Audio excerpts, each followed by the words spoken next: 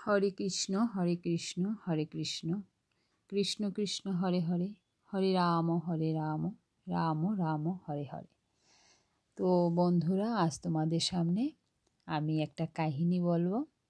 কাহিনীটা হলো ভক্ত সুরদাসের কাহিনী। হাত ছাড়িয়ে যাচ্ছ প্রভু, দুর্বল জেনে আমায়, বুঝিব তোমার শক্তি, হৃদয় থেকে বেরিয়ে গিয়ে দেখাও। এমন কথা যিনি বলেছিলেন, কে তিনি?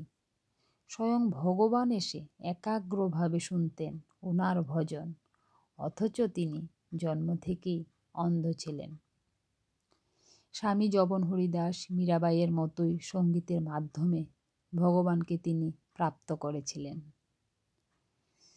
ভক্তিমালা গ্রন্থ থেকে জানা যায় সুরদাসজি জন্ম থেকেই অন্ধ। সুরদাসজির সাধনা ছিল গান করা।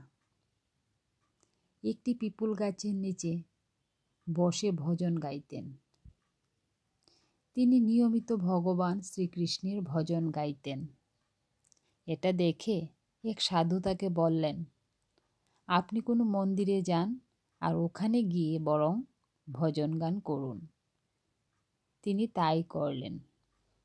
চলে গেলেন অনেক দূরে মথুরার এক মন্দিরে, আর সেখানেই বসে বসে ভজন গান গাইতে শুরু করলেন। না কিছু দেখতে পেতেন, না ভগবানের বিগ্রহকে কোনো দিন দেখেছেন, তবু তিনি খুব সুন্দর শ্রীকৃষ্ণের ভজন গাইতেন।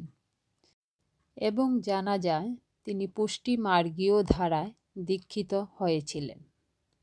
আরও শোনা যায় তিনি মহাপ্রভু শ্রী বল্লভাচার্য দেবের সান্নিধ্য পেয়েছিলেন। এরপর ধীরে ধীরে তিনি ভজন সিদ্ধ হয়ে উঠলেন। শোনা যায় ইনি যখন কৃষ্ণ মন্দিরের ভজন গাইতেন, তখন সরাসরি ভগবান কৃষ্ণের দর্শন পেতেন ওনার মনের মনোমন্দিরে। ভগবান কৃষ্ণ তাকে কৃপা করে সত্যিই দর্শন দিতেন। স্বয়ং শ্রীকৃষ্ণ সুরদাসের ভজন শোনার জন্য আসতেন। বালক রূপে তার নিকট বসে থাকতেন। একদিন সুরদাসজি মন্দিরের পূজারীকে বলেছিলেন, ভগবানকে হলুদ বসনে খুব সুন্দর লাগছে। পূজারী তখন বললেন, তুমি কি করে বুঝলে? তুমি তো দৃষ্টিশক্তিহীন। তখন সুরদাসজি বললেন, আমি প্রতিদিন আমার ভগবানের দেখা পাই, তবে দৃষ্টিশক্তিতে নয়, আমার মনের দৃষ্টিতে দেখা পাই।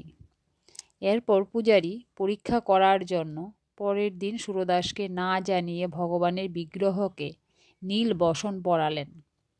সুরদাসজি সঙ্গে সঙ্গে বলে উঠলেন, বাহ, আজ ভগবানকে নীল বসনে আরও খুব সুন্দর লাগছে। পূজারী তো আরও অনেক বেশি অবাক হলেন।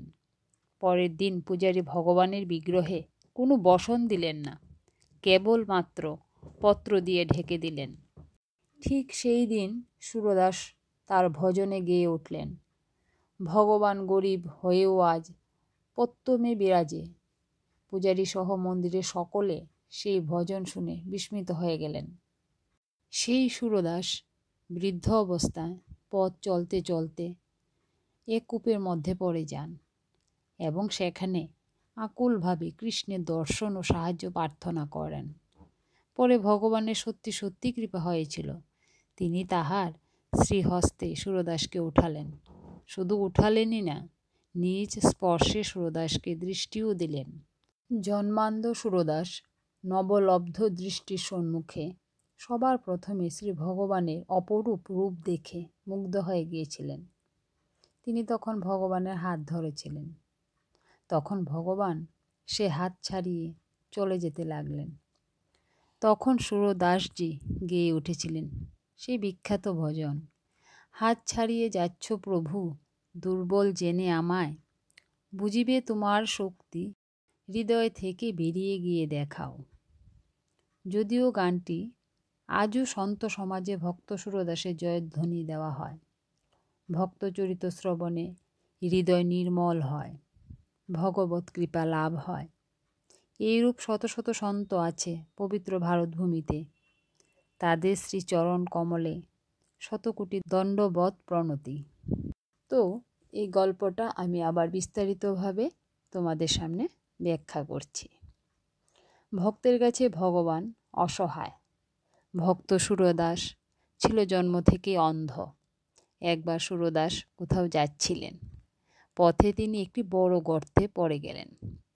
যেহেতু তিনি ভক্ত ছিলেন এবং ভক্ত সর্বদাই ভগবানকে স্মরণ করেন, সুরদাসও প্রভুকে ডাকতে গেলেন, আমার প্রিয় ছোট কানহা, আজ তুমিই আমাকে এখানে পাঠিয়েছিলে। আজ আমার বিপদে তুমি কি আসবে না? প্রকৃত কোনো ভক্ত যখন ভগবানকে স্মরণ করে, ভগবানের হৃদয়েও ছটফট করতে থাকে। তাই কৃষ্ণও ছোট্ট বালগোপাল রূপে সেখানে এসে হাজির হলেন। ছোট্ট কৃষ্ণের ছোট ছোট পায়ের নুপুরে ছন ছন আওয়াজ যখন সুরদাস শুনতে পেলেন, বুঝে গেলেন গোপাল এসেছে। কানহা গর্তে মুখ বাড়িয়ে বলল, আরে বাবা, ওখানে কি করছো? নাও, হাত ধরো, উপরে উঠে এসো। এত সুন্দর মিছরির মতো স্বর শুনে সুরদাসের মন আনন্দে ভরে গেল। কানহা, তোমাকে আসতেই হলো তো? কৃষ্ণের উত্তর, আরে কে কানহা? কার কথা বলছো তুমি? নাও, বেশি কথা না বলে হাত ধরো আর উপরে উঠে এসো। সুরদাসজি মুচকি হেসে বললেন, সত্যি বলছি কানহা, তোমার বাঁশুরির মধ্যেও এত মধুরতা নেই, এত জাদু নেই, কারণ সেই বাঁশির ধনু সম্পূর্ণ জগৎকে মোহিত করে দেয়। কিন্তু দেখো, সেই বংশীবাদক স্বয়ং তার ভক্তের জিদের কাছে কেমন নাচতে বাধ্য হয়ে যায়। কি কানহা, সত্যি তো? তাই তো তুমি দৌড়ে চলে এসেছ। কি, তখন থেকে কানহা কানহা করে যাচ্ছ? অনেক হয়েছে। আমি কোনো কানহা নই, আমি একজন সাধারণ গোপালক বালক। উপরে আসবে তো এসো, না হলে আমি কিন্তু চললাম। পরে থাকো গর্ততেই। যেই এমন বলা, ঝট করে সুরদাস কানহার হাত ধরে নেয় এবং বলেন, কানহা, আমি তোমার চিন্ময় স্পর্শ খুব ভালো করে বুঝি। তুমি আমার শ্যাম। কানহা দেখল এবার তো ধরা পড়ে যাব, তাই তাড়াতাড়ি হাত ছাড়িয়ে দৌড়ে পালালো। সুরদাসজিও বলতে লাগলেন, হাত ছাড়িয়ে তো পালিয়ে গেলে, এটা তুমি পারো? মনের ভেতরের যে কয়েদ হয়ে আছো সেখান থেকে পালাতে পারো? ধন্য এমন ভক্তরা, যারা পরমেশ্বরকে নাচাতেও বাধ্য করে দেয়। একটু অন্তর থেকে তাকে ডেকে একঘেয়ে ভাব লেগে থাকলেই কিছু না কিছুভাবে তিনি অবশ্যই সাড়া দেন, যা ভক্তের বোধগম্যতে আসবেই যে উনি আমার ডাকে অল্প হলেও সাড়া দিয়েছেন।